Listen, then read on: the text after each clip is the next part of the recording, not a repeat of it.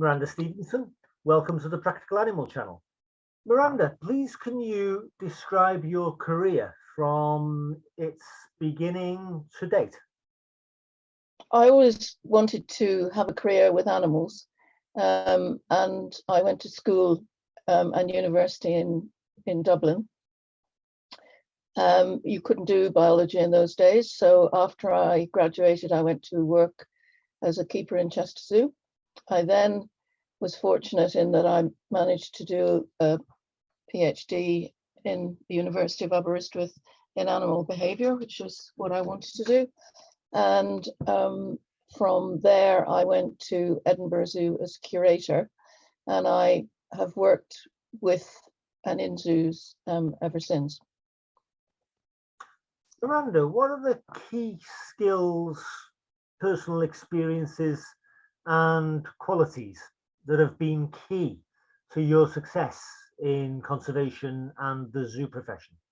Well, I think you, as in any career, you need to be pretty focused on what you want to do and what you want to achieve. And you want to seek advice, I think, from experts and other people that you admire, because everyone needs to do that. And a network of like-minded people and people that you respect, I think, is very important. I also think you need to, or you have a duty to ensure that another generation is coming up behind you, and you want to help and hopefully inspire them also, and make sure that they will carry on the work into the future. So it's a sort of combination of you know, hopefully taking advice from others and doing the best you can, and also trying to inspire the people that are coming up after you who will continue on with the work. Miranda, what 3 books have most influenced your thinking?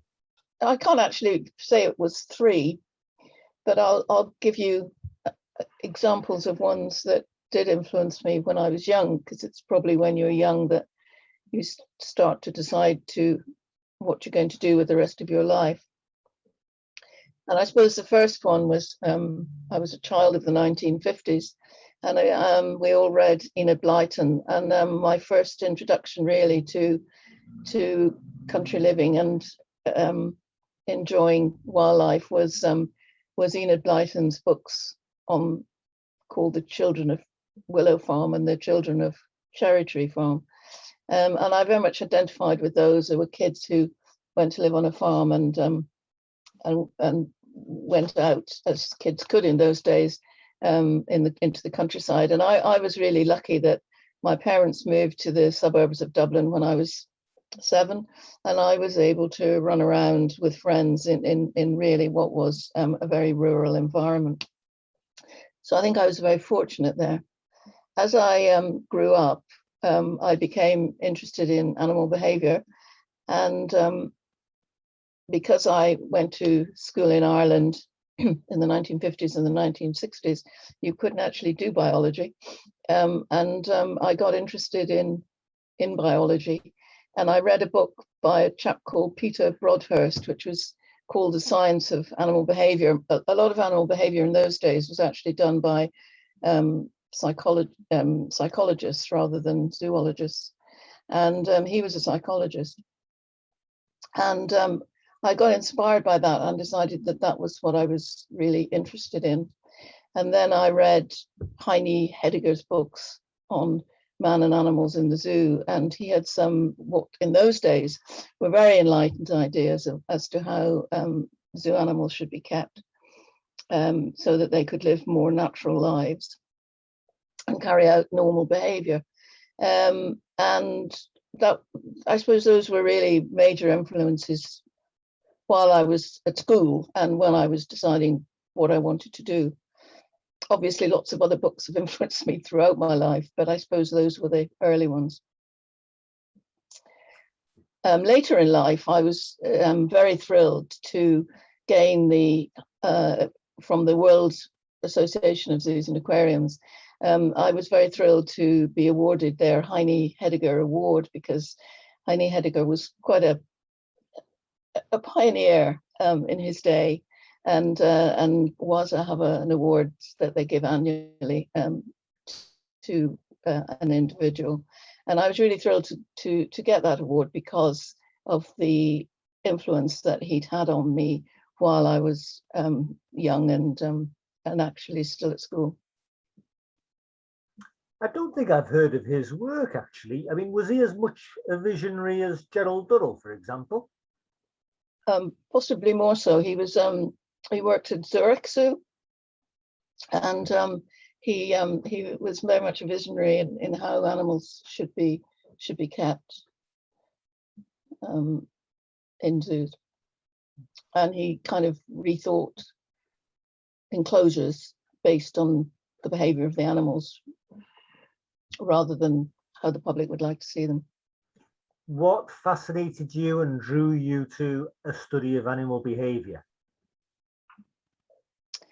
I think I was just really interested in wildlife and animals, and as I said, you know, reading about how to observe animals and record their behavior and analyze it fascinated me.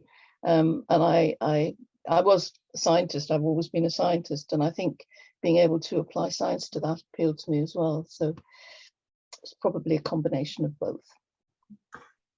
Miranda, what is your view of the way zoos run conservation programs in the wild today?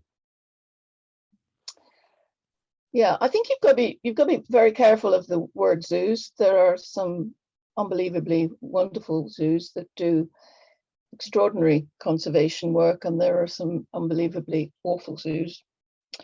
And so you've got to be very careful when you use the word zoo.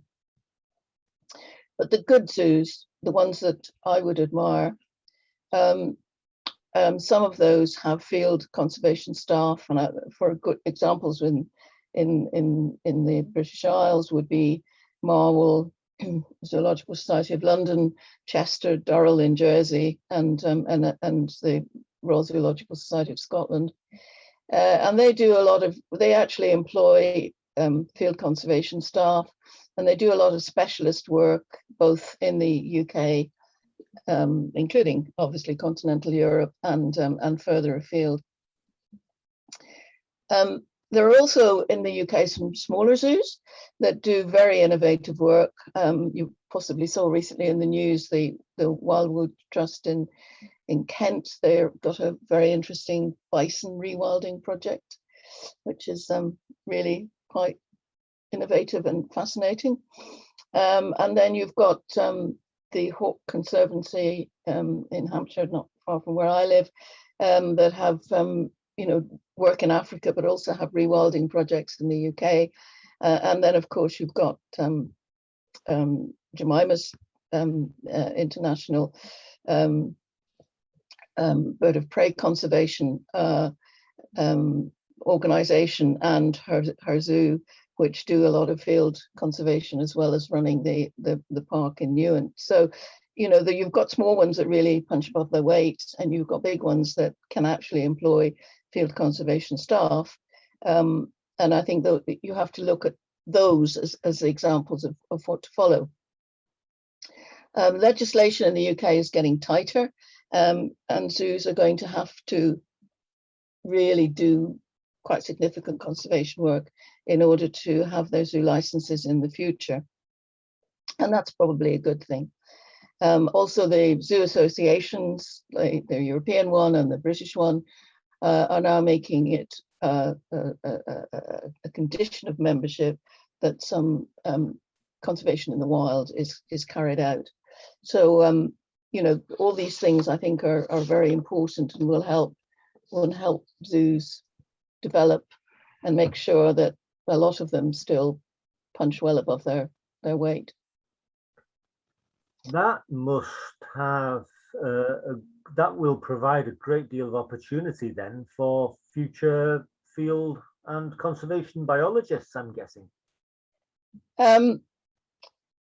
Yes, it already is, in that those zoos are also providing funding for the projects that they support.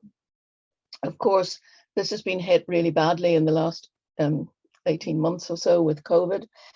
Zoos, as you probably know, have had a very bad financial hit. And unfortunately, the money that is available for conservation won't be as much as it was, I suspect, for the next few years. But hopefully it will pick up again once we get over this present pandemic. When things do return economically to what was normal pre-pandemic, how do you see zoo-affiliated conservation programs in the wild changing over the next, say, 10, 20 years? I think the linking of the two is becoming more important. And as I said, the UK legislation is going to get stricter about this. But I think another really important issue isn't just the conservation that's carried on in the wild. It's the education work that the zoos are able to do and inspire children. Children need to be inspired about nature when they're young, so that they get really interested in it. And zoos are in an almost unique position to do that. And I think in many ways, the education role of zoos and getting young kids in is actually as important, if not more important, than the actual field conservation work that they do. One of your areas of expertise, Miranda, is the conservation of marmosets and tamarins. What advice can you offer somebody wanting to be an aspiring primatologist? I don't consider myself a primatologist anymore. It's a long time since I did primate research. And you can work with and for primates in many different ways.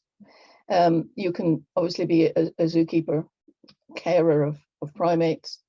Those who would want an academic career and actually want to carry out research, they obviously have to go to university, and they need to be careful to choose one with primatology niche in their biology or conservation or whatever they call their departments. And then if they want to do research, they will have to probably go on and do a higher degree. But you can work with primates, obviously, without being an academic. And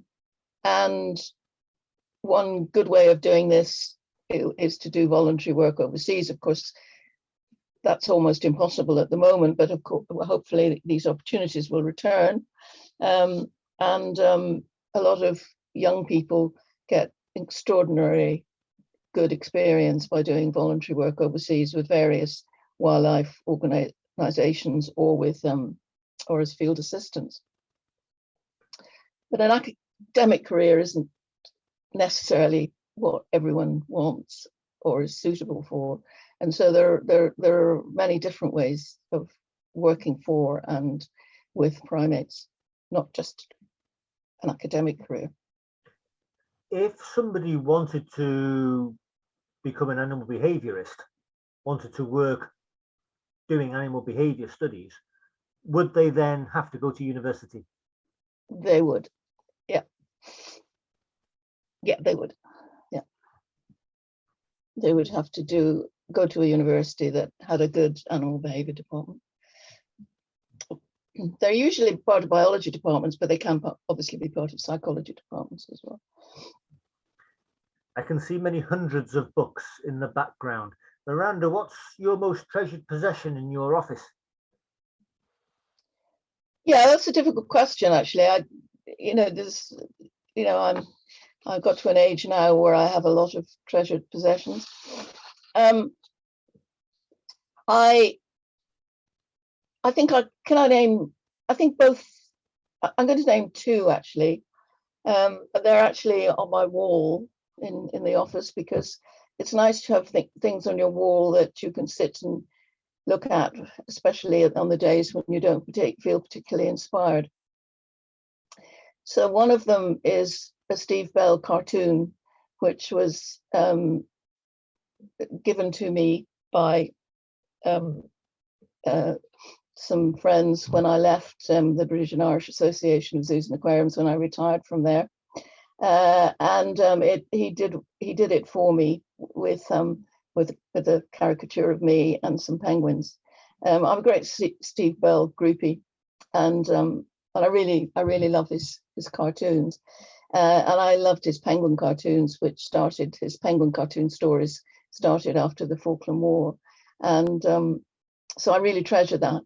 And then there's another painting of a rockhopper penguin that was also given to me at that time. And that's also on my study wall. And those both cheer me up when you're having a day when you're not quite sure why you're doing what you're doing. So it's always nice to have things like that to look at and to inspire you. That's great. Thank you. You spent some of your career in the conservation of tamarins and marmosets. I've spent years in Brazil, during which time I spent some time enjoying marmosets. What's your best marmoset or tamarin fact, Miranda, please?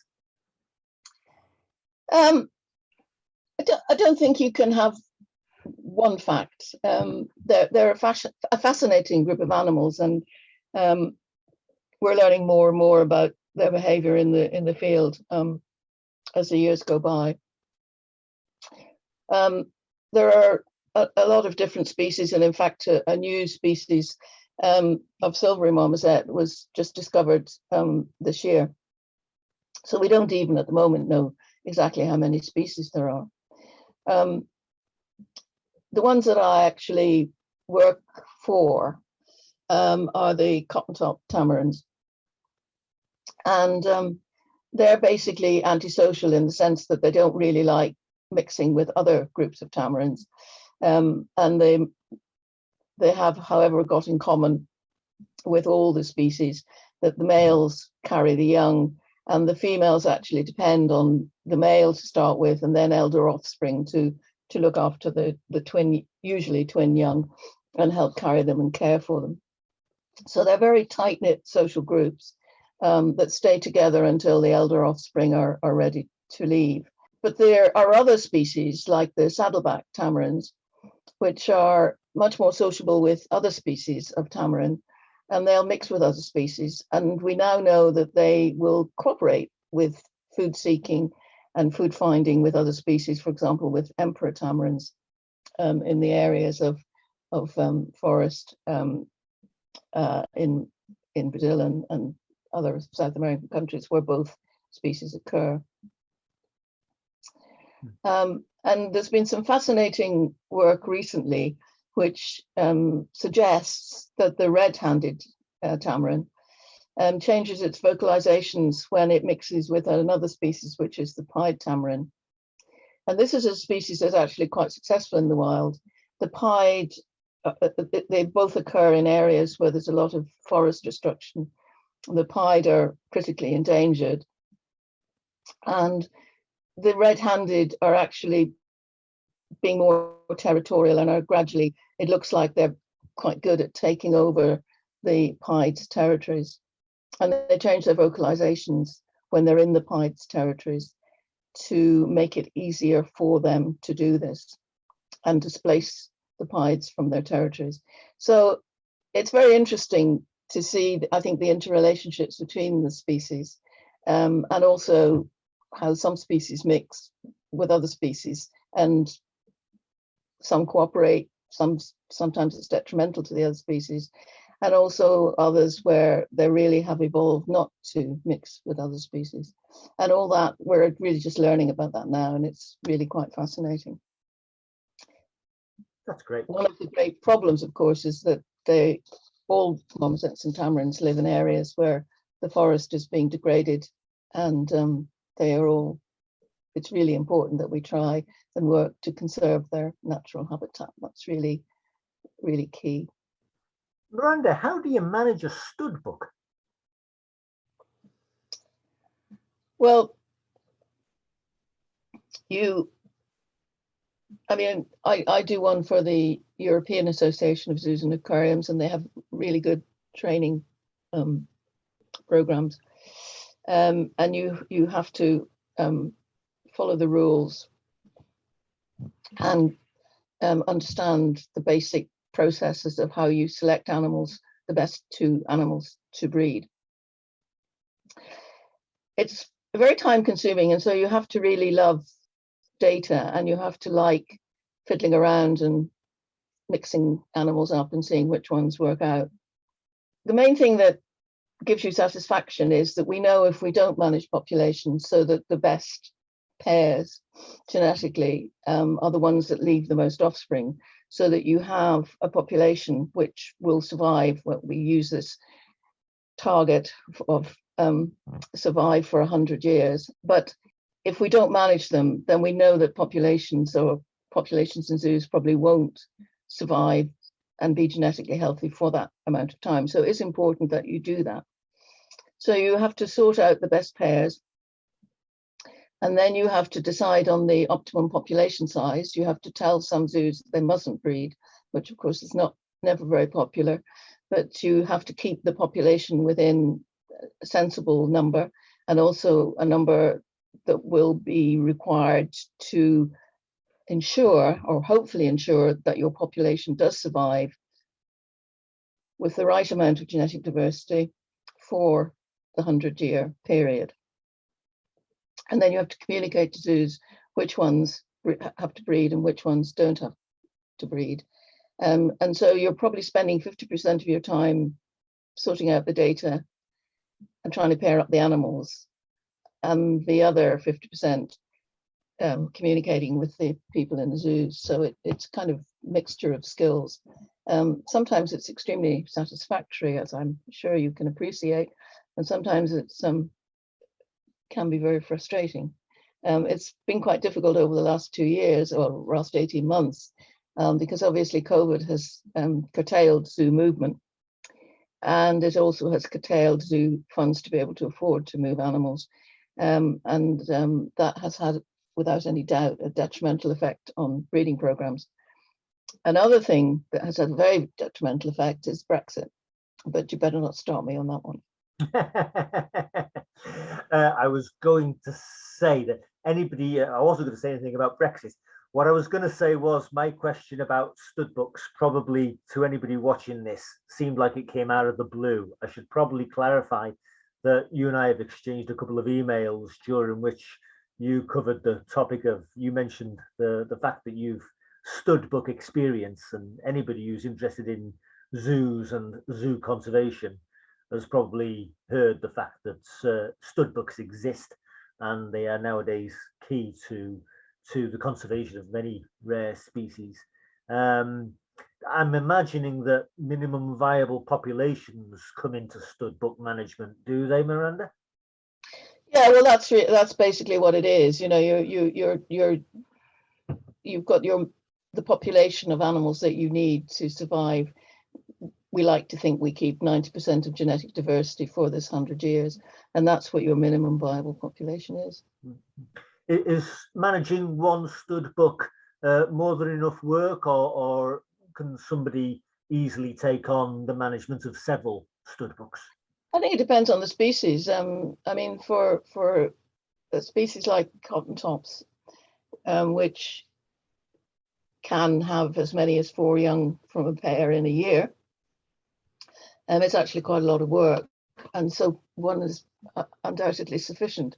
If you've got a species that has smaller numbers and longer birth intervals and has maybe just single young at a time, then it would be possible to run more than one. It very much would depend on the species, and also, of course, on the amount of time that the particular individual had to do it. So yeah, it's species and time and things. I certainly wouldn't want to do more than one.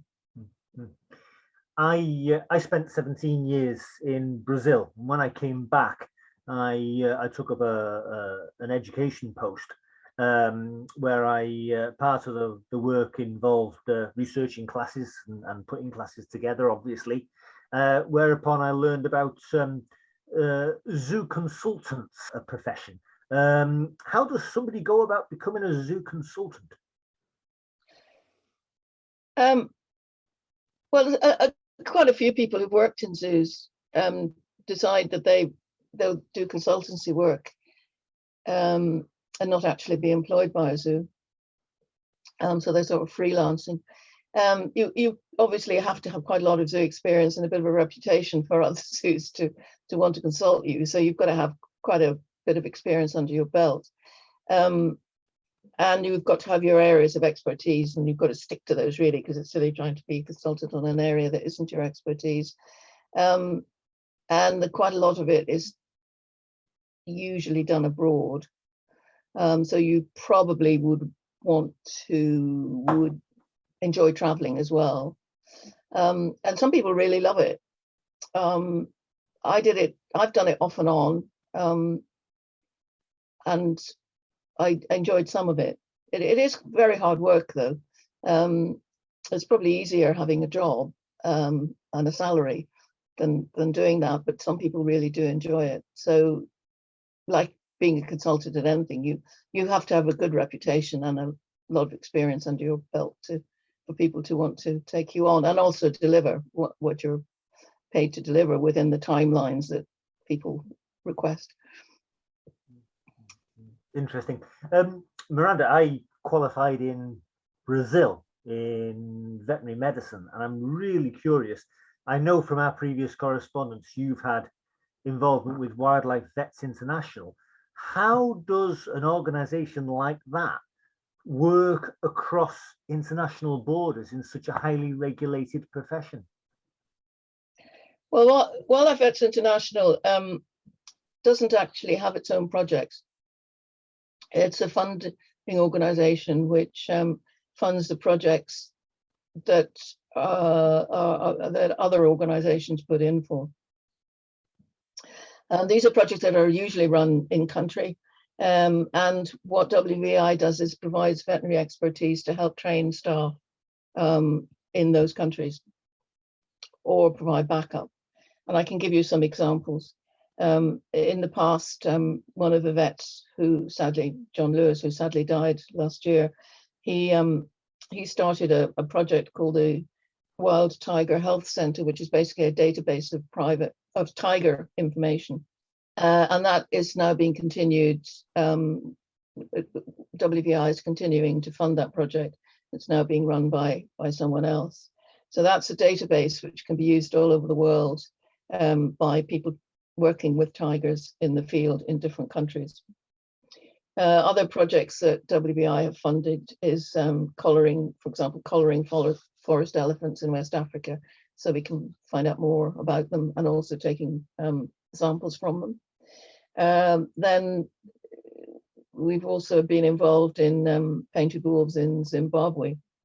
That project is neutering and vaccination of domestic dogs because canine distemper virus and rabies, that's what the vaccinations are for, that can be passed on to the wild dogs. And the vets also will assist the local vets in relocation of packs of wolves, of painted wolves. It's not just vets, the veterinary nurses go out as well. And one of the projects that is funded is the Archelan sea turtle project in Greece, and another sea turtle project in Spain. And that is basically providing expertise and help to the staff that are running those projects. And also there is one which hopefully we will be able to continue with once travel to Nepal is possible again, is supporting vets in Nepal in work with tigers and with leopards and other species there, so that it's basically assisting and training, and an awful lot of it's training and very much empowering people in different countries with expertise that different vets have. Because, as you know, veterinary medicine is becoming more and more specialized. Yes, yes. Miranda, you have an OBE for services to conservation. What was that experience like? Well, it's very humbling I think, to realize that people felt, but obviously you get it because people put in a proposal, and it's very humbling to know that people think that much of you. And so it's I think the main honor is actually knowing that enough of the people think enough of you to want you to have that award. So that, I think, is the nicest bit about it. Congratulations on the OBE. Miranda, do you have anything else that you'd like to add? Again, it's nice to encourage young people to have a career with animals. It's not always easy, and it's certainly not well paid. You're certainly not going to earn a fortune doing it. And there's lots of times, like probably in most careers, when you wonder if it's worth it. But in the end, it's important, I think, to get across to young people that it is worth it. And, in the end, you might be the person who really does make a difference. And so I would encourage people who want to have a career with animals to follow their dream and go for it. Miranda Stevenson, thank you very much for being on the Practical Animal Channel. Thank you. This is the Practical Animal Interview.